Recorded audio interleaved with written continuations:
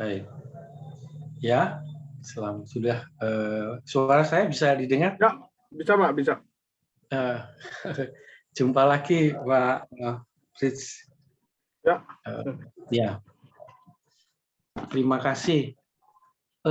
Setelah saya mendengar konsep Descartes tentang saya berpikir, apakah konsep saya berpikir itu sama atau berbeda dengan istilah faith ya, istilah sikap dasar, sikap kasih dan sikap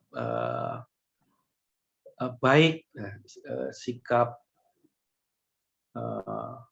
mengampuni ya. Yang sikap faith itu adalah sumbernya dari Tuhan itu. Apakah bisa dimengerti demikian itu konsep saya pikir dari Descartes. Yang kedua, apakah konsep saya berpikir dalam Descartes itu bisa dijadikan dasar bagi teologi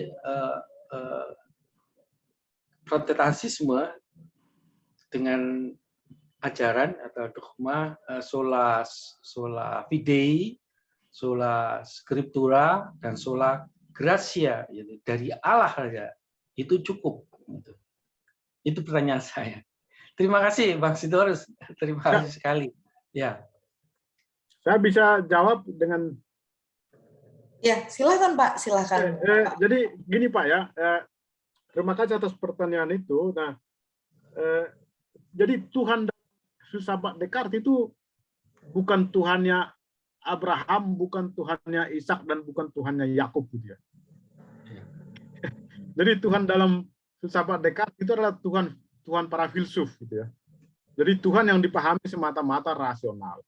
Dia memang orang yang beriman ya, dia memahami Tuhan. Jadi dia mengatakan ini Tuhan yang saya bicarakan di sini tidak ada Tuhannya dengan Tuhan yang saya pahami dalam iman Katolik gitu ya, iman kekristenan gitu.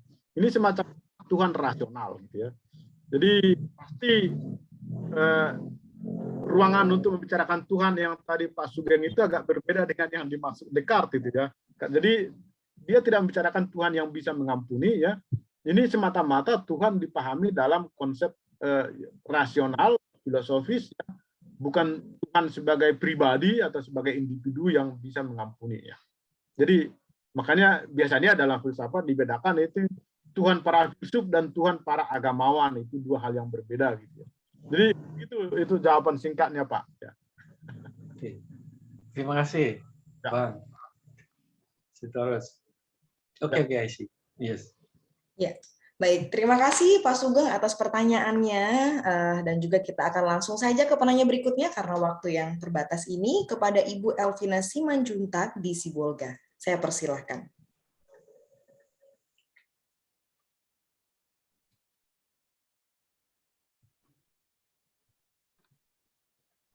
Selamat malam.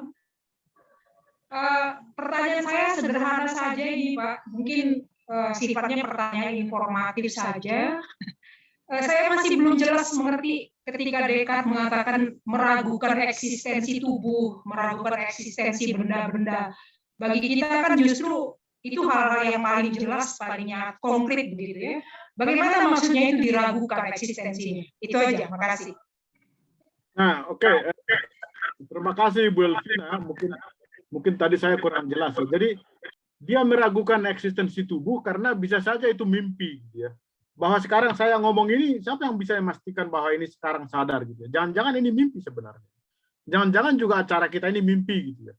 Sebagaimana kita sering dalam mimpi itu berada dalam sebuah pesta misalnya, atau dalam kendaraan mobilnya jatuh, lalu dalam mimpi itu kita teriak gitu ya. Ketakutan itu menandakan bahwa dalam mimpi itu sering kita mengalami sesuatu sedemikian nyata, padahal itu mimpi gitu ya. Nah, tubuh kita ini pun ini tidak bisa dipastikan dia ada. Jangan-jangan ini mimpi juga gitu ya. Itu maksudnya dia.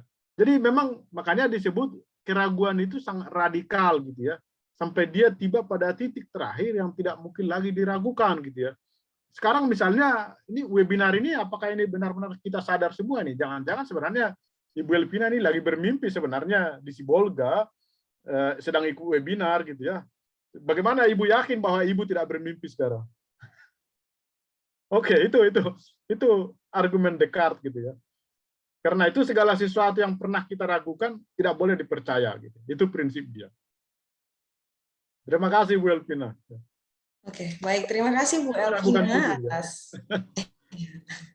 atas pertanyaannya, dan kita langsung saja ke penanya berikutnya dari Bapak Mujahidin. Saya persilahkan. Ya, terima kasih atas kesempatannya. Saya memiliki 2 pertanyaan. Yang pertama, sebagaimana dijelaskan tadi bahwa seorang Descartes itu adalah seseorang yang tidak sempurna. Pertanyaan kaitannya dengan ini, seseorang yang tidak sempurna ingin mencari sesuatu yang sempurna, yang bersifat absolut, distinct, clear. Itu bagaimana? Itu suatu hal yang kontradiksi menurut saya, bahwa karena ketidaksempurnaan manusia, maka konsekuensinya tidak bisa mendapatkan sesuatu yang bersifat absolut, clear and distinct. Yang pertama. Terus yang kedua, saya juga sedikit informatif, saya belum bisa paham tentang intuisi ini. Apakah intuisi adalah sebuah pengandaian? Kalau dia pengandaian, berarti Descartes berangkat dari suatu asumsi. Sementara asumsi pengandaianlah yang ingin dihilangkan dari keraguan Descartes. Mohon penjelasannya lebih lanjut tentang intuisi. Terima kasih, Bapak.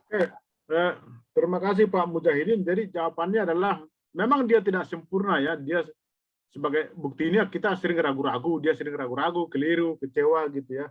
Tetapi justru itu menjadi titik tolak dia untuk mencari sesuatu yang absolut, yang tidak bisa diragukan ya, dengan argumentasi tadi. Jadi pertanyaan Bapak itu benar ya, bagaimana sesuatu yang tidak sempurna bisa tiba pada sesuatu yang absolut gitu ya. Tapi dengan logika tadi, dengan logika argumentasi dia bahwa kalau semua telah diragukan, maka pasti ada satu hal yang memang tidak bisa diragukan, yakni dia yang sedang ragu-ragu. Itu yang absolut gitu ya. Jadi justru di situ dia fungsi keraguan metodis itu, metode untuk meragukan. Tujuannya adalah untuk mencapai kepastian ya. Jadi ternyata dari fakta ketidaksempurnaan itu kita tetap juga tiba pada sesuatu yang absolut gitu ya. Artinya bahwa dia ada gitu ya. Jadi hanya itu penjelasan dia ya. Jadi gugatan Pak Mujahidin itu masuk akal juga ya. Anda tidak sempurna kok bisa mencapai yang absolut ya. Lalu Descartes bilang ya argumentasi saya seperti itu ya. Coba Anda bantah apakah memang bantah bahwa saya tidak ada gitu ya. Fakta bahwa kita ragu-ragu itu membuktikan bahwa memang tidak bisa disangkal kita ada. Justru kalau kita tidak ada, tidak mungkin kita ragu-ragu gitu ya. Lalu mengenai intuisi ya, memang itu dia memahami intuisi itu adalah pengetahuan atau kesadaran atau isi pikiran yang sudah jelas dengan sendirinya ya. Tentu kita bisa secara antropologis mengkritik ini ya, karena bagaimanapun yang dimaksud dengan intuisi itu pasti juga hasil semacam sedimentasi ya, sedimentasi atau pengendapan dari pengalaman-pengalaman ya, sehingga itu menjadi intuisi gitu ya. Misalnya orang yang sering berkendara pasti sudah punya intuisi mengenai kecepatan atau dan lain-lain ya, sehingga lama-lama itu tersedimentasi dalam pemikiran dan itu menjadi intuisi gitu ya. Artinya kalau kita berbicara mengenai bagaimana terbentuknya intuisi gitu ya. Begitu Pak Mujahidin.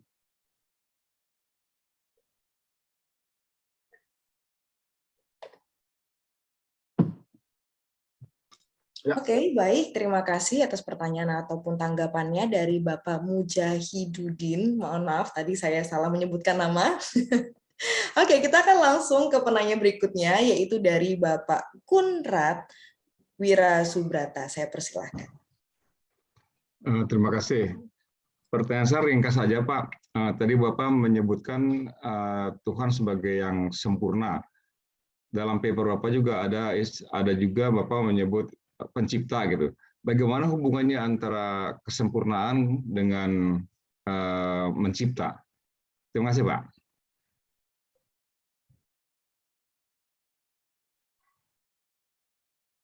Halo?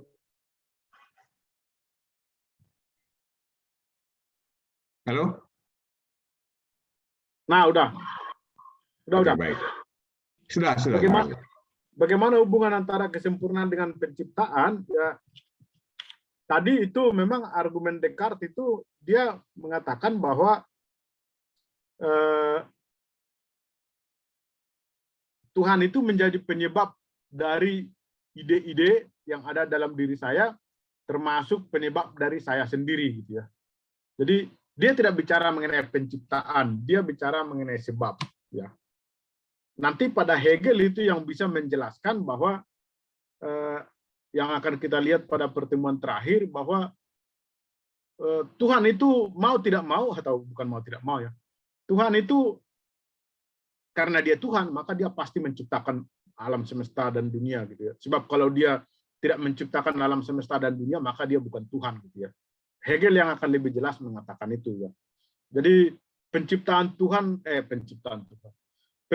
alam semesta dan dunia dan segala isinya menjadi semacam konsekuensi logis dari ketuhanan dari Tuhan, gitu ya. Dia harus menciptakan itu sehingga dia menjadi konkret sebagai Tuhan.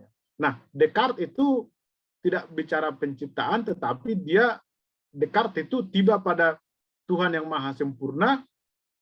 Pertama dari konsepsi dia bahwa Tuhan itu adalah sesuatu yang maha sempurna. Memang sebagaimana tadi pertanyaan Pak Mujahidin itu, ini juga pasti karena ajaran yang diterima sebagai Katolik yang taat, lalu terbentuk konsepsi mengenai Tuhan dalam pikirannya sebagai yang sempurna ya. Tetapi Descartes itu menganggap Tuhan itu sebagai penyebab ya, sebagai kausa dari dirinya sendiri dan juga alam semesta. Itu yang dimaksud dengan dalam bahasa agama dengan penciptaan, ya.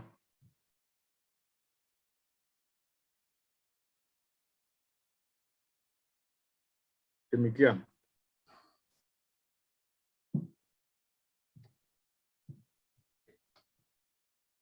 Nah, ini moderatornya Fris.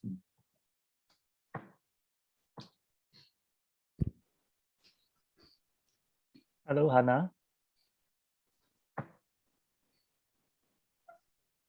Baik, saya coba ambil alih dari sini sementara. Kita ke Bung Jeff Joris ya. Silakan Bung Jeff. Oke, terima kasih. Selamat malam Mas Dimas. Selamat malam Pak Sitorus. Ya. Terima kasih sudah membuat kami semua ragu dan skeptis. Nah, semoga tidak berakhir dengan keraguan itu, harus dengan kepastian. Ya, keraguan yang sempurna tadi katanya. Oke, pertanyaan saya hampir sama dengan Pak Mujahidin mengenai intuisi dan metode clear and distinctive. Ya, itu tadi Pak Sitorus bilang bahwa sesuatu yang clear itu melalui persepsi. Padahal yang saya mengerti persepsi itu lebih ke sesuatu yang partikular. Seperti saya melihat gelas itu adalah persepsi, gelas itu masuk ke dalam persepsi saya dan menjadi masuk ke yang tadi Pak Sitorus bilang intelek. Sedangkan metode intuisi dan deduktif itu dimulai dari sesuatu yang general seperti semua manusia bisa mati gitu. Dan apakah itu tidak kontradiktif ya, Dr. Sitorus? Itu pertanyaan saya yang pertama. Lalu saya mau menanyakan sesuatu mengenai imanensi dan transendensi. Apakah pemikiran René Descartes ini sesuai, berarti semuanya itu imanen di dalam pikiran dan tidak ada yang transenden begitu di luar pikiran gitu. Apakah begitu Pak Sitorus? Terima kasih. Terima kasih Pak Jeffrey ya. Jadi memang mengenai distingsi antara imanensi dan transendensi, kita bisa barangkali mengatakan demikian bahwa dia kan bertolak dari subjek ya, dari kesadaran diri gitu ya. Artinya bahwa gagasan itu imanen pada dirinya, tetapi justru dari situ dia menanjak gitu ya kepada yang transenden gitu ya. Jadi dia bertolak dari yang imanensi itu menuju yang transenden. Dia bertolak dari kesadaran dia, ya tetapi kategori itu juga agak sulit juga dikenakan kepada Descartes ya, karena kesadaran dia itu kan bukan kesadaran yang worldly, bukan kesadaran yang berdunia gitu ya. Dia sendiri mengatakan itu seakan-akan bisa eksis sekalipun tanpa tubuh gitu ya. Jadi kesadaran itu juga tidak tepat juga dikatakan imanen juga gitu ya, karena dia sendiri juga seperti transenden juga gitu. Jadi kategori itu menarik ya, bagaimana kategori imanensi dan transendensi diterapkan kepada pemikiran Descartes ya. Tapi kalau kita lihat tadi, dia bicara kesadaran bukan kesadaran sebagai manusia kita sekarang, saya menyadari meja ini gitu ya, sebagai kesadaran yang berada dalam tubuh gitu ya. Nah, Descartes itu banyak dikritik kesadaran dia, cogitonya itu karena misalnya dalam Merleau-Ponty, Phenomenology of Perception, dia bilang tidak mungkin kesadaran bisa eksis kalau nggak ada tubuh gitu ya. Itu kesadaran itu pasti terdapat pada sebuah tubuh gitu ya. Jadi menubuh, ada tubuh yang menjadi lokus dari kesadaran ya. Nah, tapi Descartes tidak seperti itu ya. Jadi kategori imanensi dan transendensi itu tidak tepat juga dikenakan kepada dia gitu ya. Itu. Nah, yang kedua tadi saya lupa itu apa tadi Pak Jeffrey? Ya, kalau yang persepsi yang clear and distinct itu, yang jelas dan terpilah-pilah. Kalau kita bilang sesuatu yang jelas, misalnya saya melihat gelas atau cangkir di depan saya secara jelas, itu kan lebih ke metode induktif ya Pak Sitor. Sedangkan intuitif dan deduktif itu lebih ya dari sesuatu yang general menjadi sesuatu turun kepada yang partikular. Apakah nggak kontradiktif gitu? Jadi dia mengatakan ini begini, clear and distinct dan intuisi itu memang ya para pemikir itu sering menggunakan konsepsi tersendiri yang hanya bisa dipahami sesuai dengan definisi dia gitu ya. Dia mengatakan bahwa intuisi itu adalah pengetahuan yang pasti dan langsung ya, terberi kepada kita gitu. Itu intuisi ya. Misalnya intuisi mengenai diri kita tadi, bahwa cogito ergo sum, saya berpikir maka saya ada, itu bukan sebuah inferensi, tapi dari fakta bahwa saya berpikir saya tahu bahwa saya ada gitu ya. Nah, itu intuisi, pengetahuan yang langsung dan pasti gitu ya. Yang itu menjadi dari kontennya intuisi itu kemudian dideduksikan hal-hal lain, misalnya mengenai Tuhan, mengenai tema-tema lain, mengenai tubuh yang sebagai sebuah substansi itu. Jadi kalau dipahami dalam kategori-kategori dia, definisi dia tidak berkontradiksi ya sesuai dengan pengertian itu ya. Tapi memang dia memahami intuisi seperti itu ya. Lalu kemudian dari situ menjadi titik tolak untuk mendeduksikan konsep-konsep lain. Oke, terima kasih Pak Sitorus. Ya. Baik, mohon maaf tadi ada gangguan sinyal, jadi ini saya baru balik lagi. Baik, terima kasih atas pertanyaannya Pak Jeffrey Joris. Dan juga kita akan langsung saja ke penanya berikutnya dari Bang Janto Gultom. Saya persilahkan.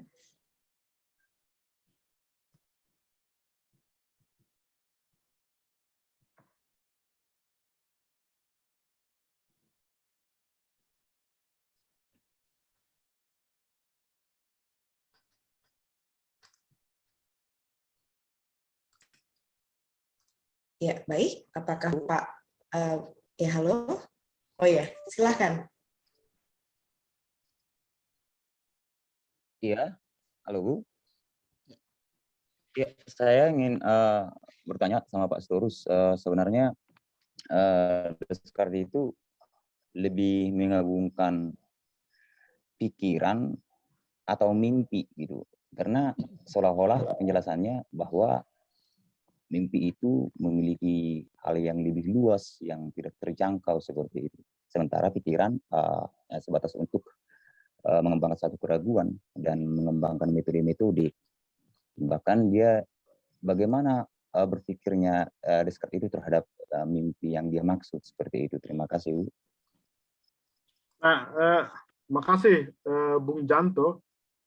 Ya mimpi itu dia hanya mau mengatakan dengan mimpi bahwa dalam mimpi kita sering mengalami sesuatu sedemikian nyata seperti kita dalam keadaan sadar gitu ya. Jadi mimpi itu juga tidak bisa dipercaya. Mimpi itu juga sering menipu gitu ya. Jadi sebenarnya dia berbicara banyak mengenai mimpi untuk memperlihatkan bahwa ada banyak hal dari pengalaman indrawi kita yang tidak bisa dipercaya gitu ya. Tetapi kalaupun kita bermimpi, itu juga membuktikan bahwa kita ada gitu ya. Karena kita tidak mungkin bermimpi kalau kita tidak ada gitu ya. Jadi dari fakta bahwa kita bermimpi, kalau kita memang bermimpi gitu ya, ya itu juga membuktikan bahwa kita ada. Itu maksudnya dia. Jadi bukan mimpi itu lebih luas, tetapi di sini mimpi hanya untuk memperlihatkan betapa pengalaman-pengalaman indrawi yang sering menipu itu juga tidak bisa dipercaya karena bisa saja itu mimpi gitu ya. Sebagaimana dalam mimpi kita sering mengalami banyak hal sedemikian seperti nyata padahal tidak nyata gitu ya. Di situ sebenarnya pengertian dia mengenai mimpi gitu ya. Ya, makasih Pak. Ya.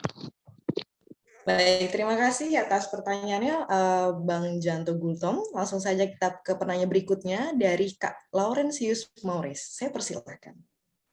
Ya, terima kasih. Apakah suara saya terdengar? Ya. Oke.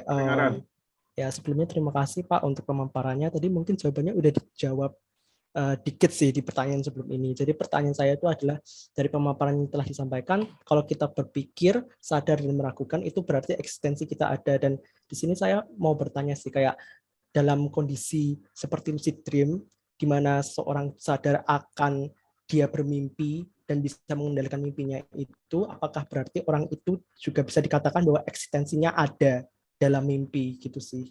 Dan ya mungkin kejelasan dari pertanyaan sebelumnya lagi aja. Apakah mungkin orang sadar bermimpi ya? Apakah bisa orang bermimpi dalam keadaan sadar atau menyadari bahwa dia bermimpi gitu? Itu bisa. Tapi oke, yang mau dikatakan Descartes itu adalah bahwa kita bermimpi itu juga mungkin barangkali bisa menjadi titik tolak bahwa kita ada gitu ya. Tetapi, nah ini ada juga yang mengkritik, saya jadi ingat, terima kasih untuk pertanyaan itu. Ada juga yang mengkritik, kalau saya berpikir saya ada gitu ya. Nah ada yang mengkritik, apakah bisa dikatakan kalau saya berjalan maka saya ada gitu ya. Descartes bilang nggak bisa, karena bisa aja berjalan itu mimpi. Jadi belum tentu kita ada gitu ya. Tapi kalau yang jelas ada adalah kalau kita ragu itu kita pasti ada. Hanya keraguan yang bisa membuktikan secara pasti keberadaan kita. Kalau mimpi itu belum tentu karena bisa aja itu ya namanya mimpi itu ya. Tapi apakah bisa dikatakan itu mungkin oksimoron itu Pak Laurentius? Ada orang bisa bermimpi dalam sadar gitu ya. Itu tidak namanya mimpi ya mimpi, sadar ya sadar gitu. Itu komentar saya Pak. Tapi intinya itu ya bahwa tidak bisa dikatakan kalau kita bermimpi kita ada gitu ya, karena bisa aja mimpi itu mimpi gitu ya. Namanya juga mimpi gitu ya. Itu tidak bisa dari situ dipastikan kita ada gitu ya. Oke. Baik. Terima kasih atas pertanyaannya dari Kak Laurentius Maurice dan kita langsung saja ke Kak Nurudin di Fakultas Filsafat UGM. Saya persilahkan. Selamat malam, saya bisa terdengar? Ya. Ya, terima kasih Pak Sitorus. Saya ada 2 pertanyaan singkat saja. Yang pertama tadi kan dikatakan tentang innate ideas ya, jadi pengalaman itu kan selain yang empiris kan kemudian nggak bisa kalau itu dia masuk tiba-tiba, berarti ada yang masukkan, berarti ada hanya yang sempurna yang bisa masukkan ide sempurna. Apakah tadi kayaknya mungkin apakah Descartes menjelaskan tentang setan itu karena dia tidak sempurna maka dia juga tidak akan bisa memasukkan ide sempurna, itu yang pertanyaan. Kayak yang tadi kan hanya disinggung tentang binatang, apakah setan juga masuk? Setan tidak bisa masukkan ide sempurna, misalkan Descartes secara tegas menyatakan itu, sehingga ya hanya Tuhan sendiri yang bisa masukkan. Itu yang pertama. Yang kedua, apakah intuisi yang dimaksud Descartes itu maksudnya itu adalah semacam knowledge by presence ya. Kalau di dalam tradisi Islam misalkan Ghazali itu kan mengatakan dia juga sama dengan keraguannya Descartes, tapi mungkin arahnya nanti beda. Pertama dia kan meninggalkan meninggalkan posisinya sebagai profesor untuk mencari yang yakin tadi. Pertama dia mempertanyakan indera, bahwa katanya indera itu kita melihat bintang kayaknya kecil tapi ternyata besar, berarti indera itu meragukan. Yang kedua rasio itu memang lebih meyakinkan, tapi dia hanya terjebak kepada representasial atau simbol. Misalkan kita ngomong CINTA, kita nggak akan pernah bisa menembus cinta atau apa karena hanya definisi, itu ratusan aja bisa, tapi kita nggak akan pernah sampai. Hanya hati atau yang disebut Ghazali sebagai intuitif atau knowledge by presence. Saya nggak tahu, inilah yang saya tanyakan, apa ini sama dengan model Descartes atau tidak, yang bisa menembus itu. Jadi saya yang merasakan sendiri, saya hadir sehingga saya bisa tahu, itulah yang benar. Karena saya bisa merasakan langsung manis itu ya manis, nggak perlu definisi ribuan, mungkin salah itu. Apa seperti itu? Itu terima kasih pertanyaan saya. Terima kasih Pak Nurudin ya. Jadi mengenai setan dan yang sempurna, dia mengandaikan bahwa ide kesempurnaan itu ada dalam diri saya. Itu dari mana itu ide? Itu ya tentu tidak mungkin dari setan ya. Setan itu tidak sempurna ya. Karena pertama dia jahat, tidak baik, ya tidak mungkin dia sempurna ya. Kecuali ada kesempurnaan yang jahat itu atau kejahatan yang sempurna itu, tapi itu oksimoron ya. Nah, fakta bahwa dalam diri saya ada ide mengenai kesempurnaan itu menunjukkan bahwa ide itu hanya bisa ditanamkan ke dalam diri saya oleh sesuatu yang juga sempurna gitu ya. Tidak mungkin itu juga berasal dari saya karena saya tidak sempurna. Jadi sebenarnya dia mengatakan itu ya. Nah, kalau saya menggunakan pikiran saya dengan penalaran yang jelas dan terpilah-pilah, itu satu, dan karena ada Tuhan juga, maka saya pasti tidak akan bisa digoda atau dikelirukan oleh setan-setan ya. Karena setan-setan itu akan tidak bisa lagi mencampuri karena ada Tuhan yang telah menciptakan pikiran yang cenderung pada kebaikan atau kebenaran gitu kan. Nah, yang kedua mengenai intuisi itu mungkin ada kemiripannya ya. Knowledge by presence itu bahwa sebagai pengetahuan yang jelas dengan sendirinya dalam pikiran kita gitu ya. Itu intuisi gitu ya. Jadi mungkin itu ada kemiripannya. Kalau tadi Pak Nurudin mengatakan Descartes itu katakanlah itu bisa menjadi sebuah karya ilmiah ya. Kemiripan antara ajaran Descartes mengenai intuisi dan Al-Farabi yang tadi Bapak katakan itu menarik juga itu ya. Gitu Pak.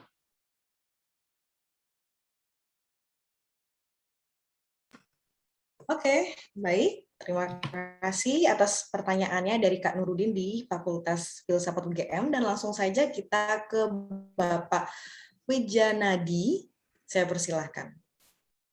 Ya, saya hampir-hampir seperti Pak Gultom dan Pak Laurentius, ya, karena saya jadinya makin ragu-ragu, termasuk meragukan Descartes sendiri. Terkait tadi bahwa menurut Descartes itu tubuh tidak eksis karena bisa muncul dalam mimpi dan jangan-jangan ini mimpi gitu kan. Tapi masalahnya kan juga di dalam mimpi itu juga bisa berpikir. Kenapa justru berpikir yang dikatakan eksis? Ya, bukankah sebetulnya mimpi itu sendiri seharusnya kalau menjadi ukuran menentukan apakah jangan-jangan kita bermimpi dan sebagainya itu yang menjadi eksis? Kenapa yang berpikirnya? Padahal berpikir sendiri juga bisa di dalam sebuah mimpi gitu, maksud saya. Terima kasih, Pak Sitorus. Tapi kan itu memang mungkin yang Pak Wijanadi katakan benar ya. Kadang kita bisa berpikir dalam mimpi, tetapi sering juga mimpi itu dalam mimpi kita kecewa gitu ya. Kita dapat duit itu, dapat loto dalam mimpi, setelah kita bangun ya tidak ada gitu ya. Jadi artinya mimpi itu nggak bisa dipercaya gitu. Jadi apapun yang terjadi pada mimpi itu tetap tidak bisa dipercaya karena kenapa? Mimpi itu sering mengecewakan kita gitu ya. Dan Descartes atau tidak nyata gitu ya. Dan Descartes bilang segala sesuatu yang pernah menipu kita itu tidak bisa dipercaya, gitu ya. Jadi itu alasan dia mengapa mimpi tidak dipercaya ya, tidak bisa dijadikan titik tolak ya. Karena dalam mimpi itu sering kita tertipu, gitu ya. Itu alasannya, Pak. Nggak, maksud saya itu kan konten mimpinya ya yang menipu. Tapi mimpinya sendiri kan eksis semestinya. Bagaimana pemikiran Descartes tentang hal itu? Mimpinya sendiri eksis. Ya, tapi seperti sekarang kita bicara ini apakah ini mimpi atau tidak? Bisa mungkin juga mimpi, mungkin tidak gitu ya. Nah, bagaimana bisa memastikan itu masalah? Karena itu dia punya alasan untuk meragukan itu ya. Itu membawa dia kepada fondasi yang satu-satunya yang tidak bisa diragukan itu, bahwa yang dia yang sedang ragu-ragu itu ya. Tidak bisa kita membuktikan misalnya nanti malam Pak Wijanadi bermimpi sedang webinar itu. Ya, bisa juga ya. Jangan-jangan ini juga mimpi juga. Bagaimana kita bisa membuktikan bahwa ini mimpi? Begitu, Pak. Ya, oke. Oke. Makasih, Baik, Pak. Pak.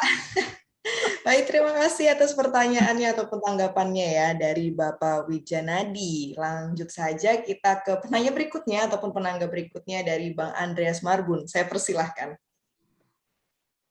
Ya, makasih Kak Hana. Selamat malam Pak Fitz.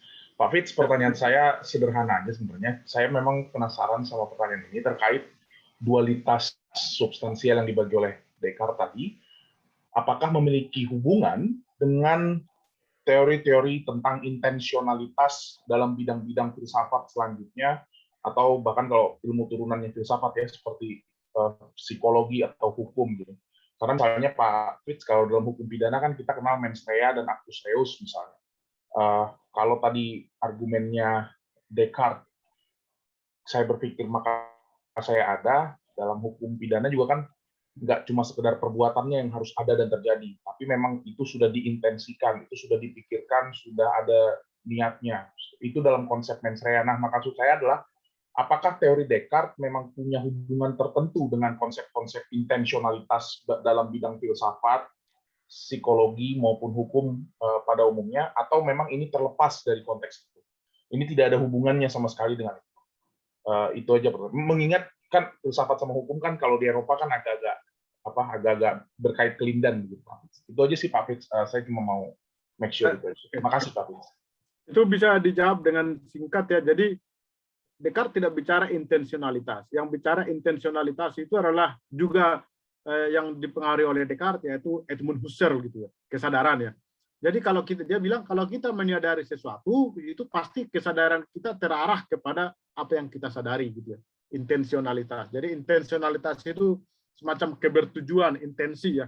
Jadi kalau kita menyadari buku, jadi artinya kesadaran itu selalu kesadaran akan something gitu ya. Kesadaran akan sesuatu, dan di situ intensionalitasnya gitu ya. Jadi Descartes sendiri tidak bicara mengenai intensionalitas, yang bicara mengenai itu adalah Edmund Husserl itu ya, yang juga tokoh fenomenologi yang memang juga meradikalkan ajaran Descartes, sehingga Descartes itu juga bicara mengenai kesadaran transendental yang bisa berdiri sendiri tanpa dunia gitu. Jadi itu bukan pada Descartes Pak, itu pada Husserl ya. Terima kasih. Ya, baik, terima kasih Bang Marbun untuk pertanyaannya atau penanggapannya. Dan langsung saja kita ke penanya berikutnya ataupun penangga berikutnya dari Kak Eloy Zaluku. Saya persilahkan.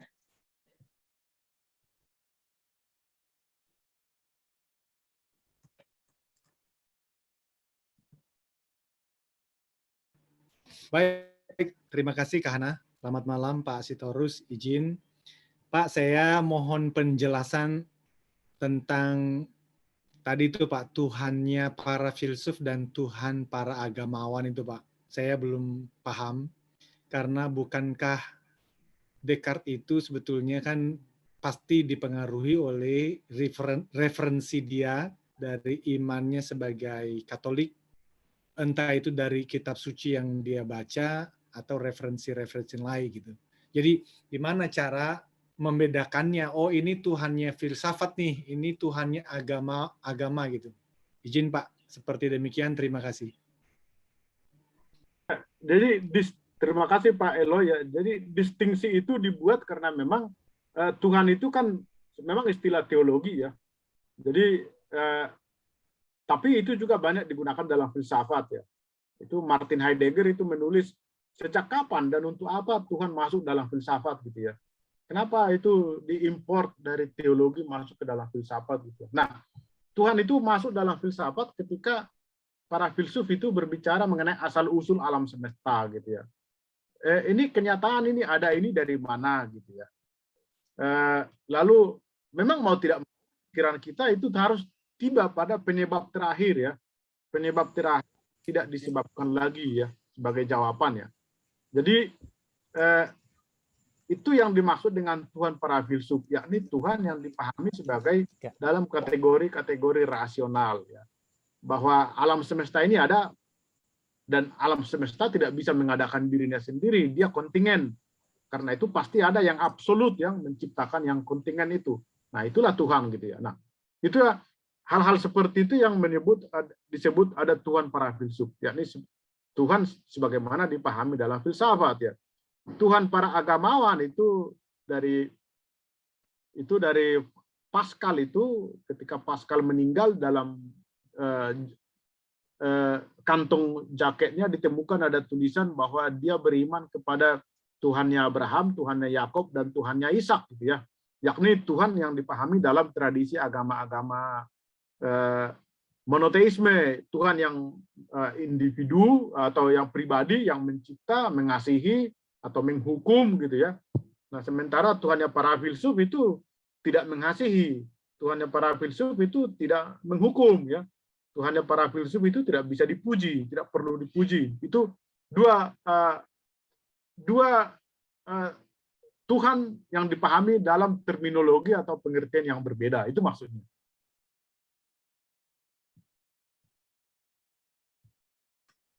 Oke, baik. Terima kasih atas pertanyaannya atau tanggapannya dari Pak Elo Saluku.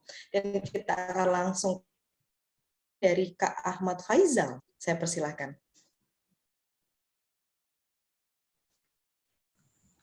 Ya, selamat malam Bang Sutoris. Ya. Suara saya kedengaran, Pak? Ya, kedengaran. Ya, terima kasih. Langsung saja, mungkin pertanyaan saya tadi terkait bentuk atau perbedaan dari sumber keberadaan intuisi dan ide yang sempat Bapak bahas tadi. Kan yang seperti saya ketahui, yang sudah saya baca di paper Bapak, bahwa intuisi itu adalah bentuk pikiran yang kemudian dideduksi dengan pemilihan-pemilihan untuk bagaimana secara empirik terjadi penyesuaian dengan bentuk pikiran manusia menurut Descartes. Dan selanjutnya terkait ide yang Bapak jelaskan tadi, sebenarnya ide yang Bapak jelaskan tadi juga hampir mirip menurut saya dengan apa yang tadi penjelasan intuisi yang sama-sama berasal dari pengalaman. Nah, yang mau saya tanyakan mungkin sebenarnya di mana letak sumber perbedaan dari keberadaan ide dan intuisi atau bentuk pikiran manusia menurut Descartes. Mungkin seperti itu. Terima kasih, Pak. Kalau ide kan dia jelas mengatakan bahwa ide-ide itu ada banyak dalam pikiran kita ide gitu ya, dan ide-ide itu muncul dari pengalaman ya. Misalnya ide mengenai buku, bahwa dalam pikiran kita ada buku, itu karena kita pernah mendengar atau membaca atau melihat sesuatu menyerupai buku, lalu pikiran kita itu membentuk sedemikian rupa ide buku gitu ya. Nah, tapi itu dia mendefinisikan intuisi berbeda gitu ya. Jadi intuisi itu seakan-akan gambaran mengenai sesuatu yang sangat jelas ya, sedemikian berbeda dari konsepsi lainnya ya, sehingga tidak bisa diragukan gitu ya. Kalau ide itu mungkin masih bisa diragukan dan bisa dicari asal usulnya gitu ya. kalau intuisi itu Descartes tidak bicara mengenai dari mana itu intuisi. Dia seakan-akan menjadi fakta yang sudah terberi dalam pikiran begitu, gitu ya. Misalnya dia bilang intuisi mengenai eksistensi diri sendiri, mengenai pikiran, gitu ya. Pengetahuan mengenai pikiran itu juga intuisi. Kita kan tidak pernah memiliki pengalaman mengenai pikiran, ya. Kita tidak pernah melihat sesuatu seperti pikiran, ya. Tetapi kita memiliki intuisi mengenai pikiran bahwa kita berpikir, gitu ya. Jadi katakanlah kalau ide itu bersumber dari pengalaman empiris lalu terbentuk, intuisi itu seakan-akan sesuatu yang terberi dari pikiran kita begitu, katakanlah itu menjadi fakta pikiran kita, gitu ya. Jadi di situ dia membedakan antara intuisi dan ide. Ide itu jelas sumbernya dari mana dan bagaimana dia terbentuk. Sementara intuisi itu seakan-akan menjadi fakta dari pikiran itu sendiri. Memang sudah ada dalam pikiran, gitu ya. Kita tentu saja bisa mengusut selalu Descartes, ya bagaimanapun itu intuisi itu kan juga hasil dari pengalaman atau sedimentasi dari pengalaman, ya bisa juga. Tetapi Descartes tidak memahami seperti itu, ya. Jadi kalau kita mengkritik dia atau katakanlah menafsirkan dia, memang selalu bisa, ya. Apakah memang intuisi terbentuk sebagaimana dikatakan Descartes, gitu ya. Tapi ya dia mengatakan seperti itu. Begitu Pak Ahmad. Ya, baik. Terima kasih atas pertanyaan ataupun tanggapannya dari Kak Ahmad Faizal, dan kita akan langsung ke pertanyaan berikutnya. Ada Kak Dodi di sini. Saya persilahkan. Ya, terima kasih Bang Fitz. Gitu ya.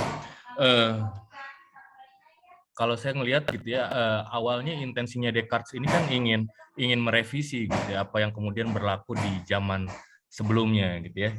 Tapi pada akhirnya kok saya juga melihat ujung-ujungnya ke Tuhan juga, meskipun dia ngakuin klaimnya Tuhannya dia itu beda sama Tuhannya agamawan, gitu ya. Tapi dari yang tadinya gagah mendasarkan segala sesuatunya pada rasio, tapi ujungnya rasio kesempurnaan ada di Tuhan, karena Tuhanlah yang kemudian bikin rasio itu dan menubuh pada Tuhan, pada manusianya, gitu ya. Nah, pertanyaan saya sebenarnya di mana sih letak pikiran pada Descartes itu? Apakah kemudian ia menubuh, gitu ya? Jika kemudian ia menubuh, dapatkah ia kemudian rusak sehingga kemudian dia nggak bisa mencapai kesempurnaannya, gitu. Artinya, apakah Descartes dalam hal ini menegasikan orang-orang yang memang punya kecenderungan cacat sejak awal untuk berpikir, gitu, sehingga kemudian sampai kapanpun dia nggak pernah akan sampai pikirannya pada kesempurnaan itu. Terus kenapa juga ya kemudian perlu membedakan antara Tuhannya dengan Tuhan agamawan, sementara ada konsepsi dasarnya yang kemudian sama-sama gitu. Dua-duanya adalah sama-sama yang maha sempurna. Apakah kemudian ini hanya sekedar ingin menabalkan dirinya kalau kemudian bersembunyi gitu ya dari situ? Kalau kemudian saya itu memang beda sama kemudian agamawan gitu ya, yang tidak mencampur baurkan antara urusan filsafat dengan urusan agama. Mungkin itu, Bang. Terima kasih ya, Bung Dodi ya. Yang saya mulai dari yang terakhir ya. Jadi sebenarnya konsep Tuhan yang rasional itu banyak dianut oleh para filsuf ya. Nanti ketika kita bicara mengenai Immanuel Kant, itu juga dia bicara mengenai Tuhan yang bukan Tuhan agamawan itu. Karena Tuhan agamawan itu ya Tuhan sebagaimana kita pahami dalam agama. Dia memaafkan, dia mengampuni, dia menghukum, dia bisa dipuja-puji, dia bisa mendengar keluhan kita bisa berdoa kepada dia. Itu Tuhan agamawan ya. Sementara Tuhan para filsuf itu ya Tuhan sebagai kategori rasional saja. Sebagai tadi itu bahwa ide kesempurnaan dan lain-lain. Jadi memang kedua Tuhan itu sama-sama sempurna, benar, tapi ada atribut lain yang membedakan keduanya ya. Tuhan agamawan itu tidak, Tuhan para filsuf itu tidak bisa mengampuni dan tidak bisa marah atau dipuji-puji, itu bedanya ya. Jadi Descartes mengatakan itu agar jangan kita mengacaukan pemahaman kita lalu kemudian kita mengajukan pertanyaan kepada dia dari sudut pandang Tuhan para agamawan gitu ya, itu akan mengacaukan pemahaman kita mengenai konsepsi dia. Jadi Descartes itu menggunakan istilah Tuhan itu dalam konsep atau dalam term Tuhan yang philosophical God, kira-kira seperti itu ya. Nah, yang kedua itu mengenai pikiran ya. Apa pertanyaannya tadi apa ya?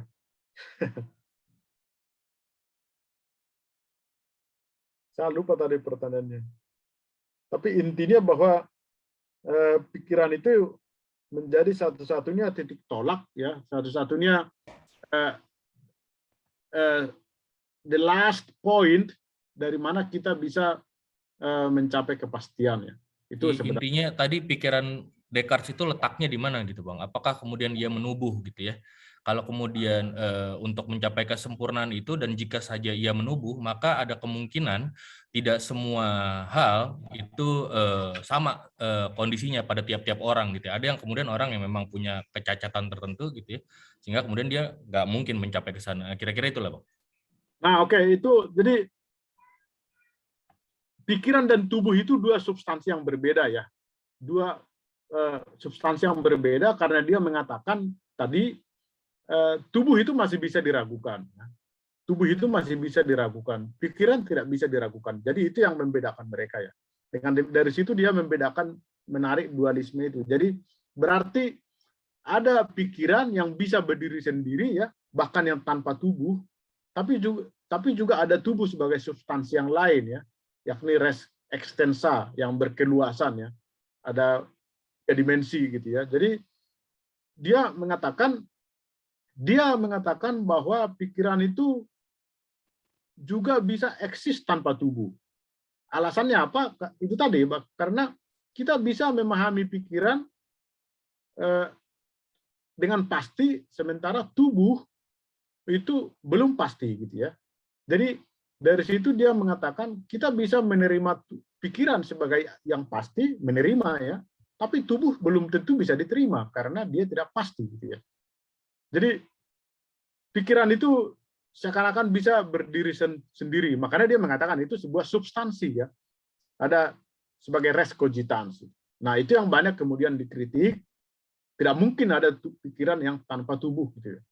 Jadi memang dia terlalu radikal dalam hal itu. Begitu Bung Dori. Tentu bahwa ada yang cacat dan segala macam ya, dia tidak masuk, hal itu tidak masuk dalam wawasan berpikir Descartes ya. Sebagaimana para filsuf itu bicara dengan sebagai manusia yang normal ya. Dalam kenyataan memang ada banyak orang yang tidak normal dan filsafat itu tidak memberi perhatian untuk hal-hal seperti itu ya. Ya, baik. Terima kasih atas pertanyaan ataupun tanggapannya dari Kak Dodi. Dan kita akan lanjut ke dua penanya terakhir, yaitu yang pertama saya persilahkan kepada Kak Nanang Haroni untuk memberikan pertanyaan ataupun tanggapannya.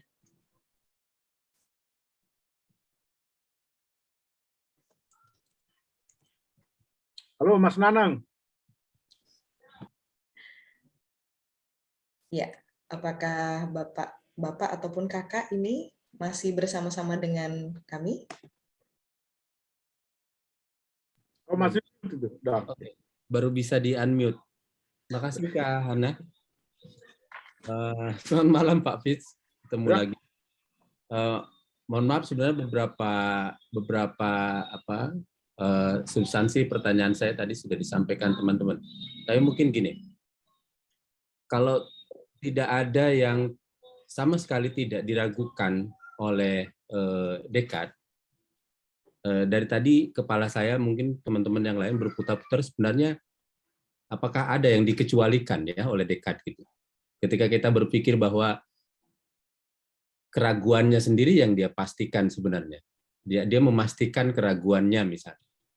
Tetapi ketika kita bilang bahwa dia memastikan keraguannya, dia juga mengatakan bahwa tadi itu jangan-jangan dia sebenarnya juga tidak dalam keadaan sadar atau sedang bermimpi dan seterusnya.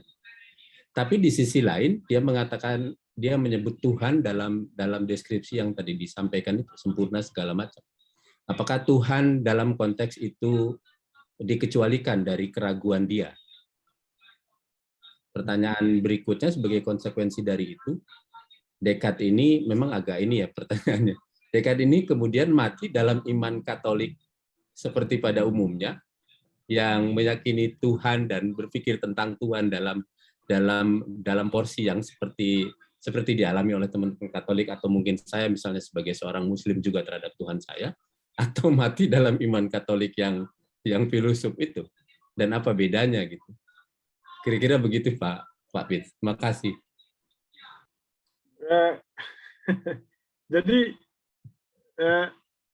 fungsi Tuhan dalam Descartes itu memang hanya untuk memastikan kebenaran pengetahuan ya. Itu fungsi pertama dia ya.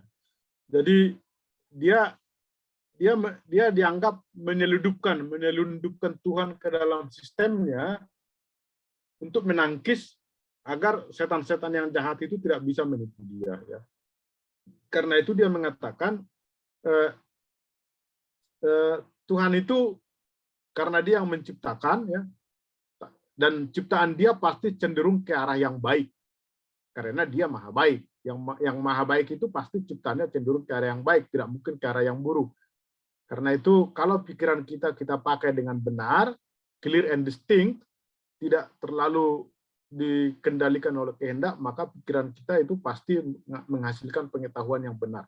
Sebenarnya itu fungsi pertama Descartes dalam sistem filsafatnya, untuk memastikan pengetahuan. Tetapi kemudian ketika dia mulai memeriksa pikiran itu, apa saja isinya pikiran, ya, baru dia kemudian menemukan ide kesempurnaan itu ya. Jadi ide kesempurnaan itu hanya bisa berasal dari sesuatu yang juga sempurna, yakni Tuhan itu sendiri gitu ya. Jadi itu sebenarnya yang mau dikatakan dia mengenai Tuhan ya. Nah, apakah Tuhan itu juga, itu pertanyaan menarik itu dari Mas Nanang, itu dikecualikan ya.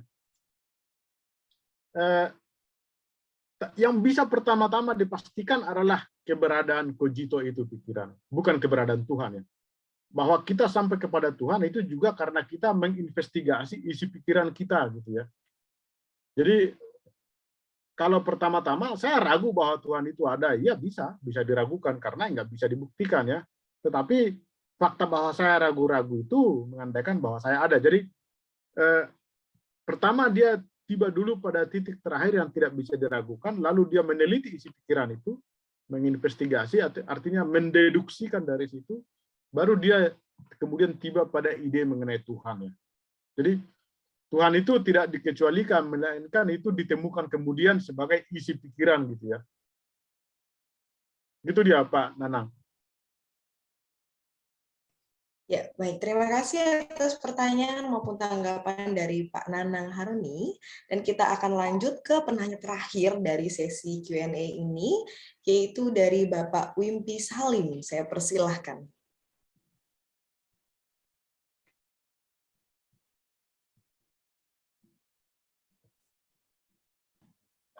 Oke. Baik, terima kasih Pak Sitorus. Sangat bersyukur bisa mengikuti pelajaran dari Bapak. Saya tadi sangat tertarik tentang, saya orang awam yang memang tertarik pada filsafat. Tadi saya sangat tertarik tentang perkataan pikiran itu termasuk imaterial, Pak. Terus saya berpikir, apakah sebenarnya itu imaterial dan juga termasuk material? Karena bagaimana Descartes bisa tahu tentang pikiran itu imaterial, dan bagaimana dia bisa tahu bahwa pikiran itu ada dan pikiran itu bisa diungkapkan kan dengan kata-kata. Dan untuk bisa mengetahui pikiran kan dari mana? Dari kata-kata kalau tidak salah ya. Apakah begitu ya Pak? Kira-kira saya punya pikiran seolah-olah seperti itu, Pak. Mohon penjelasannya, Pak. Makasih, Pak. Terima kasih Pak Wimpi ya. Jadi memang pikiran itu imaterial ya. Jadi dia bukan materi ya.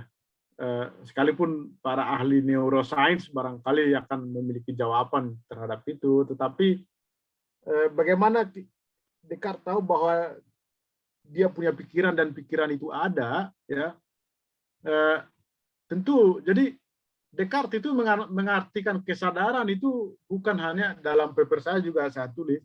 Kesadaran itu bukan hanya ketika kita berpikir gitu ya. Jadi kesadaran atau pikiran itu cogito itu segala sesuatu yang terjadi pada diri kita dan kita sadari gitu ya. Jadi kalau kita mengingat-ingat sesuatu dan kita menyadari itu juga cogito, pikiran gitu ya. Saya berpikir gitu. Jadi sebenarnya lebih tepat dikatakan saya menyadari, maka saya ada gitu. Itu arti dari cogito sebenarnya. Dalam arti dulu.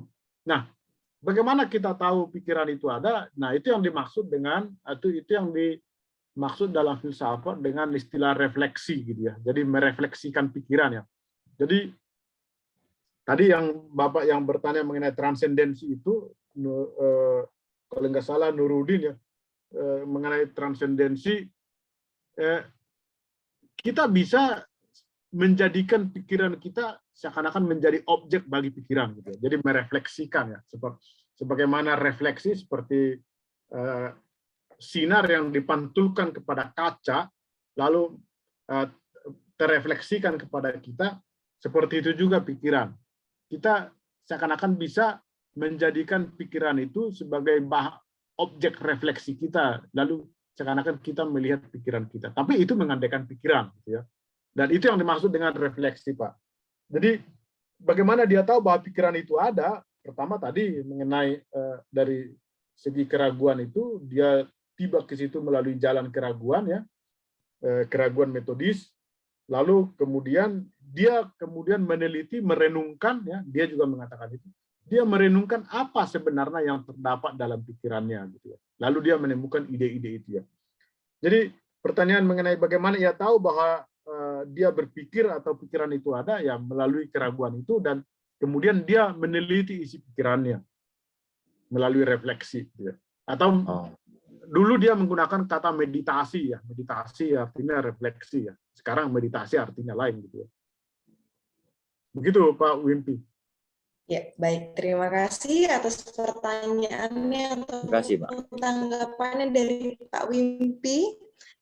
Baik, jadi pertanyaan atau tanggapan dari Pak Wimpi tadi mengakhiri sesi Q&A pada malam hari ini. Di kelas minggu depan bisa bertanya lagi ya, lebih dalam. Oke, baik, kita mengakhirinya dan langsung saja saya berikan kesempatan kepada Dr. Sitorus untuk memberikan closing statement. Ya, terima kasih. Jadi ini filsafat atau pemikiran tahun 1500 ya atau 1600 ya. Tentu banyak dikritik ya. Tetapi kritik itu tetap untuk memang ada banyak tesis Descartes yang sekarang ini sudah katakanlah ditolak ya. Tetapi dalam filsafat itu kita masih tetap bisa meneliti koherensi argumennya gitu ya. Koherensi argumennya itu apakah argumen itu cukup koheren atau tidak gitu ya. Yang bisa ditolak itu misalnya gagasan dia mengenai eksistensi Tuhan hanya dengan pembuktian logis ya. Itu memang belum tentu kalau Tuhan itu ada dalam pikiran lalu dia eksis dalam kenyataan gitu ya. Itu bisa dibantah. Tetapi kita bisa meneliti dia dengan menginvestigasi apakah argumen dia cukup koheren gitu. Artinya gini, sekalipun banyak gagasan dia yang sudah dikritik, tetap dia bagi dalam filsafat menjadi bahan untuk direfleksikan, karena itu penelitian mengenai filsafat Descartes itu tetap juga berlangsung oleh para ahli gitu ya. Mengenai mimpi, mengenai Tuhan, pembuktian Tuhan, mengenai intuisi itu tetap dilakukan, dan dalam filsafat itu tidak ada pendapat yang gagasan yang sungguh-sungguh out of date gitu ya, selalu bisa dikritik atau dicari lagi apa yang baru dan insightful dari situ. Nah, pada pertemuan berikutnya kita akan melihat kurang lebih hal-hal seperti itu ya, yang saling mengkritik juga gitu ya. Terima kasih. Ya, baik, terima kasih Dr. Sitorus untuk pemaparan yang luar biasa ini ya pada malam yang indah ini. Selain itu, saya juga mengucapkan kepada para peserta Circles yang masih setia dari awal hingga akhir pemaparan untuk tetap ada di kelas Keju ini. Dan saya juga sebagai selaku moderator mewakili Circles memohon maaf apabila ada kesalahan-kesalahan dalam penyebutan nama maupun kata-kata. Dan juga mungkin ada beberapa pertanyaan ataupun beberapa orang yang tidak sempat bertanya ya gitu karena keterbatasan waktu yang ada. Dan juga selain itu saya ingin mengingatkan kembali nih sahabat Circles bahwa yang bagi sahabat Circles yang belum mengisi link presensi yang telah kami bagikan, kami harap untuk segera mengisi karena link tersebut akan berguna untuk pemberian sertifikat di akhir kelas nanti. Dan juga sahabat Circles, jangan lewatkan tema minggu depan, yaitu mengenai empirisme dari tokoh David Hume. Dan apabila sahabat Circles juga tertarik untuk belajar materi lain di Circles Indonesia, saya ingatkan kembali bahwa Cipta Lesmana School of Communication berkolaborasi dengan Circles dan juga Kompi. Kita akan sama-sama belajar mengenai apa sesungguhnya komunikasi tersebut, lalu kenapa kadang terjadi communication breakdown ketika kita berkomunikasi, dan juga bagaimana solusi menghadapi kebuntuan komunikasi, bagaimana berkomunikasi secara efektif. Nah, untuk mengetahui semua jawaban-jawaban tersebut, jangan lewatkan kelas yang sangat menarik itu di hari Kamis, di bulan September ini dari jam 7 sampai jam 9 malam waktu Indonesia bagian Barat. Bagi sahabat Circles yang tertarik, sahabat Circles dapat mendaftarkan diri dengan cara menghubungi admin Circles Indonesia di 083 kali 6193 103. Dan juga apabila sahabat Circles ingin mengikuti info-info terbaru dari Circles Indonesia, dapat mengikuti beberapa sosial media kami, seperti Instagram kami di @circles.education, Facebook kami di Circles Indonesia, dan juga YouTube channel kami di Circles Indonesia. Demikian kita akhiri kelas pada malam hari ini. Saya Hana pamit undur diri. Sampai jumpa minggu depan. Terima kasih. Baik, terima kasih Pak Sitorus. Terima kasih. Pak Sitorus. Terima kasih Pak Sitorus. Ya, terima kasih. Diskusinya mencerahkan. Baik, terima kasih semuanya. Terima Saya kasih live Kak ya. Devi. Ya, silakan Kak, silakan. Terima kasih Kak Dimas, terima kasih Bu Ati. Sama-sama, Say. Selamat malam. Ya, selamat malam. Terima kasih Kak Yosua, Kak Deni, Pak Oswald, Bu Elvina, Pak Ganda. Terima kasih.